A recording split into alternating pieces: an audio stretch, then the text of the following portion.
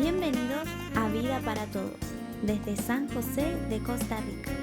Abre tu corazón a las maravillosas verdades y que la exposición de su palabra te otorgue luz y vida. Ahora disfruta, aplica y comparte esta reflexión con tus familiares y amigos. Con ustedes, el pastor Federico Núñez. Hola amigos, muy buenas tardes. Qué bueno tenerles aquí en este espacio de Vida para Todos. Muy bienvenidos a este espacio. Aquí estamos para compartir juntos este momento grato de la palabra de Dios. Damos gracias a los amigos que nos acompañan en nuestro canal de YouTube, Vida para Todos CR. ¿Sí? Recuerda suscribirte a nuestro canal Vida para Todos, YouTube. Entras a YouTube, buscas Vida para Todos CR y tocas la campanita y quedas suscrito en nuestro canal. También podés ver nuestros videos que los subimos allí en mi canal de Facebook personal. ¿Sí? Allí también podrás ver nuestros videos. Así que un gran saludo para todos los amigos que nos ven en todas partes, allí en el sur, en el norte, en el este y en el oeste, y en el infinito y más allá también.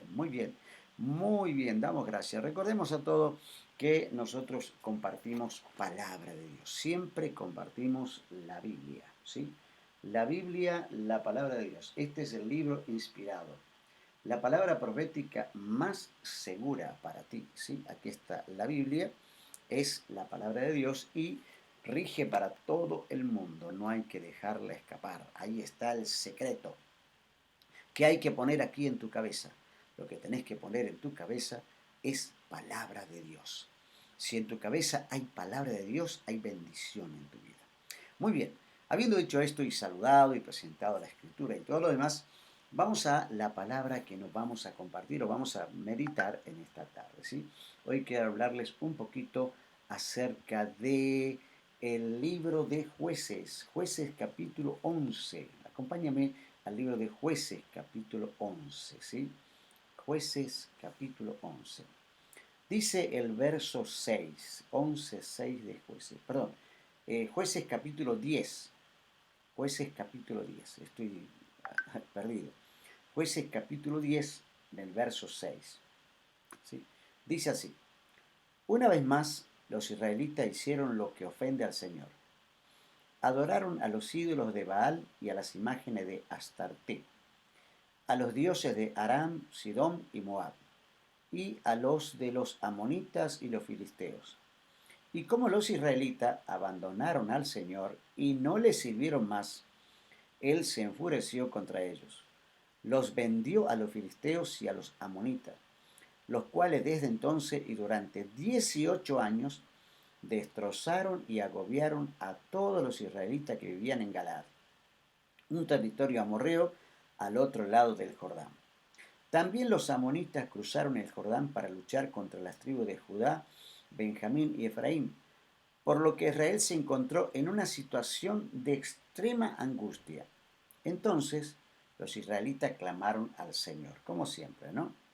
Hemos pecado contra ti al abandonar a nuestro Dios y adorar a los ídolos de Baal. Estaban arrepintiendo.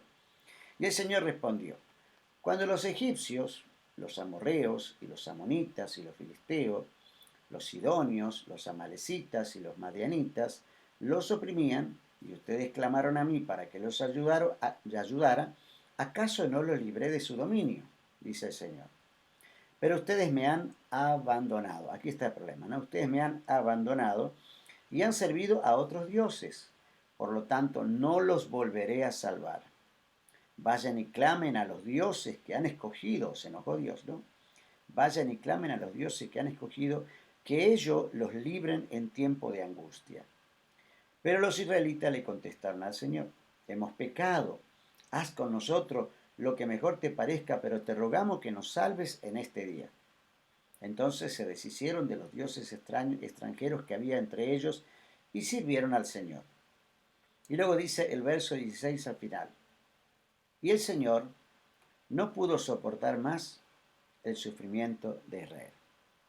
Bien, ¿qué es la historia que vemos acá? ¿Cuál es la historia que encontramos acá? La historia es una historia muy simple, ¿no?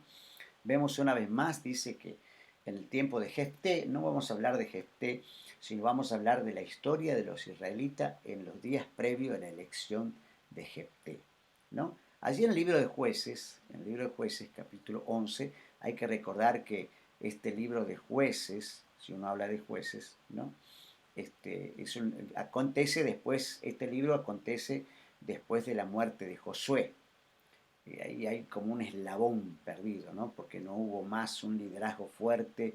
Hay que entender que primero estuvo Moisés, un líder muy fuerte, muy con mucho carácter, y luego lo sucedió Josué, pero Josué no tuvo esa fuerza, ese liderazgo que había tenido Moisés, y bueno, los israelitas ya no tenían un líder y comenzaron otra vez a desviarse. Era algo muy común que los israelitas se desviaran de manera permanente. Y comienza este capítulo, el capítulo 6, habla acerca de esa apostasía, de ese momento de servidumbre y de súplica. Hay tres características, ¿no? Está la apostasía, que es negar al Señor y servir a otros dioses. La servidumbre es el resultado de la apostasía, es la servidumbre, se repite algo cíclico, y luego viene la súplica, Señor, sálvanos porque estamos pasando un mal momento, ¿no? Esto se repite en la historia humana todo el tiempo, se repite en la historia de Israel, ¿no? Apostasía, servidumbre, súplica, y viene Dios ahí, ¿no? Bueno, ahí viene Dios otra vez. Dice, los hijos de Israel volvieron a hacer lo malo ante el Señor. ¿Qué es lo malo ante el Señor? Bueno, lo malo ante el Señor es justamente que esto muestra la maldad, ¿no? La maldad que tiene el corazón del hombre, porque lo malo, el comedero acá del problema, es el adulterio. Este es el tema, ¿no? El adulterio. Teniendo a Dios, buscan a otro Dios. No hay nada más ofensivo para Dios, nada más ofensivo que el adulterio. A Dios le molesta en gran manera el adulterio. Pero Israel estaba atraído por otros dioses porque obviamente no tenían buenos líderes. Ya Josué no estaba, en el tiempo de los jueces se levantaba uno que duraba un poquito tiempo y ya ese desaparecía de la escena, no se esfumaba prácticamente. Se levantaba otro que duraba un poquito, muy pocos tiempos, y otra vez se esfumaba. Es el tiempo de los jueces, donde no había líderes fuertes, donde no había líderes que sentaran un precedente, ¿no? No había líderes.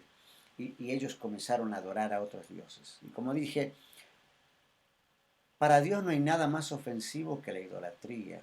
Y acá cuando hablo de idolatría, hablo del adulterio, ¿no? La adoración a esos dioses que lo rodeaban, circundantes de otro pueblo. Aquí dice, comenzaron a adorar a los ídolos de Baal, a las imágenes de Astarte. Escuche, no se conformaban con uno. Dice Baal, Astarte, los dioses de Aram, Sidón, ya van 4, Moab 5, los amonitas 6, los filisteos 7. No le alcanzaba con uno y se buscaron 7, 7 dioses distintos. Y entonces dice, y como los israelitas abandonaron al Señor y no les sirvieron más, Él se enfureció contra ellos. Es el resultado, ¿no? Como dije recién, la apostasía, la servidumbre y la súplica. Claro, cuando viene la servidumbre, enseguida, ay Señor, estamos mal, ¿no? Esto es algo que es recurrente en la vida del cristiano. La vida del cristiano tiene a Dios, está todo bien y de repente un pecado por allá, otro pecado por allá, otro pecado por allá, otro pecado por allá, y cuando se da cuenta, ya está apartado. Ya está apartado. Entonces, cuando está apartado viene el resultado de ese apartamiento, de ese adulterio, porque teniendo a Dios fue a buscar placer o fue a buscar otra cosa en otro lado, y ahí viene el adulterio, y Dios se enoja. Hay algo que tenemos que entender, ¿no? Nosotros pensamos que Dios, bueno, Dios es Dios, Dios es amor, y Él es amor, y Él me perdona todo, y aunque yo me mande algo grande, alguna macana gigante, un error gigante, Dios igual me va a perdonar. Y estamos con esa idea de que Dios te perdona todo, de que Dios perdona absolutamente todo. Pero cometemos un error porque la Biblia claramente dice que Dios es fuego consumidor, ¿no? Pero aquí dice, y Él se enfureció contra ellos. Y el resultado fue, los puso en servidumbre. La idolatría, ¿sí? El adulterio, y caen en servidumbre. ¿Qué pasó? Dice, los vendió a los filisteos, es decir, los entregó como esclavos, los vendió a los filisteos y a los amonitas, los cuales desde entonces, durante 18 años, destrozaron y agobiaron a todos los israelitas que vivían en Galaad, un territorio amorreo al otro lado del Jordán. También los amonitas cruzaron el Jordán, aprovechando la debilidad, dice, contra las tribus de Judá y Benjamín, por lo que Israel se encontró en una situación de extrema angustia. De extrema angustia. Ahí viene el sufrimiento, ya estaban entregados, ¿no? Le entregados, y ahí viene, dice, en una situación de extrema angustia. ¿Por qué llegar a ese punto? ¿Por qué llegar a ese punto de extrema angustia cuando no es necesario? Pero ellos llegan en extrema angustia y cuando llegan a este punto de extrema angustia, entonces clamaron al Señor. Ahí viene el clamor.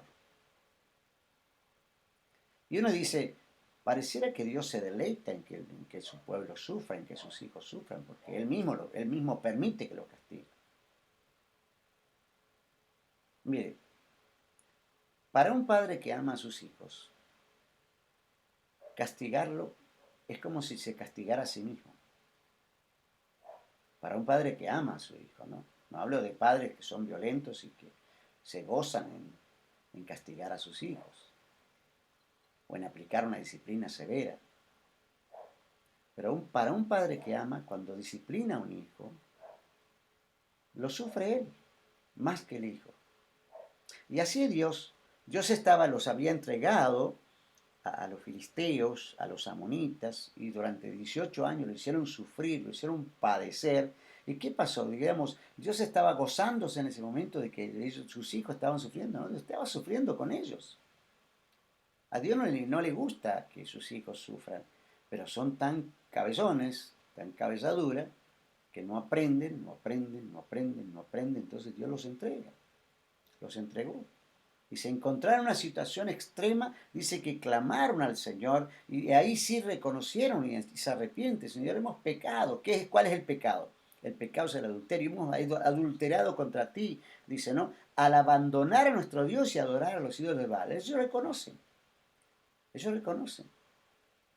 Y esto es algo cíclico, ¿no? Cuando la persona se arrepiente, reconoce, Señor, sí, estuve mal, no debía haberme alejado, no debía haber dejado de ir a la iglesia, no debía haber dejado de orar, no debía haber dejado de leer la Biblia, no debía haber dejado de congregarme, y no debía haber juntado con ciertas amistades y dejar las amistades que me bendecían.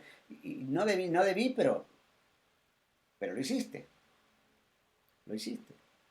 Y dice, clamaron al Señor, pecamos, Señor, al abandonar a nuestro Dios y adorar a los ídolos de Baal. Entonces Dios le saca la historia, ¿no? Le saca el pasado, le dice, cuando los egipcios, los amorreos, los amonitas, los filisteos, los sidonios, los amalecitas, los madianitas, los oprimía y ustedes clamaron. Dice, clamaron a mí para que yo los ayudara. ¿Acaso no los libré de su dominio? Dice, sin embargo, a pesar de lo que yo ya hice anteriormente por ustedes, librarlo de esta misma gente, Dios vuelve a decir cuál es el problema que hay entre el pueblo y él. Dice, ustedes me abandonaron. A Dios no le gusta que los abandonen. A Dios no le gusta que un hijo o una hija de Dios se aparte. A Dios no le gusta. Y no queda así como que está bien, se fue, ¿no? Uno como pastor a veces dice, bueno, se fue un miembro, se fue un miembro, ya está, no hay problema, vendrá otro. Pero Dios no piensa así. Dios no piensa así. Dios queda con sangre en el ojo, podríamos decir, ¿no? Dice aquí, por ustedes me han abandonado, otra vez me abandonaron. Y es obsecuente, ya están repitiendo, ya usted es cíclico, ¿no? Cíclico. Ustedes me han abandonado. Dice, y encima adulteraron porque sirvieron a otros dioses. Y entonces Dios se enoja y dice, ¿por qué no van y claman a los dioses que han escogido? Que ellos los libren en su tiempo de angustia. Ya que ustedes piensan que yo no les sirvo, dice, busquen en esos dioses la respuesta para su vida. Dios les está reprochando muy fuerte. Y Dios te reprocha muy fuerte cuando alguien se aparta. El que se aparta del camino, Dios le reprocha. Dice, bueno, busquen ahí ustedes ahora, ¿no? Porque cuando están en problemas, ay Señor, saname, ay Señor, salvame, ay Señor, bendecime, ay Señor, prosperame. Dios debería decir, como le dijo aquí, ¿no? Al pueblo, debe decir, bueno, vayan y busquen ahí donde están, en el mundo, busquen en el mundo la respuesta, busquen en el mundo la solución para sus problemas, busquen en el mundo la sanidad, busquen en los brujos, los hechiceros que están buscando, ahí encuentren.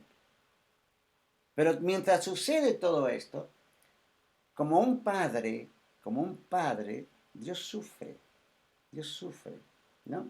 Y dice, Señor, y los israelitas ahí están arrepentidos. Señor, dice, hemos pecado, que nosotros, y no pudo, dice, ¿no? Y dice el verso 16, entonces se deshicieron de los dioses extranjeros que había entre ellos y sirvieron al Señor. Y el Señor no pudo soportar más el sufrimiento de Israel. El Señor no pudo soportar más el sufrimiento de Israel. Entonces, ¿por qué razón Dios no pudo soportar cuando eran obsecuentes con el adulterio, con dejar a Dios y buscar a otros dioses?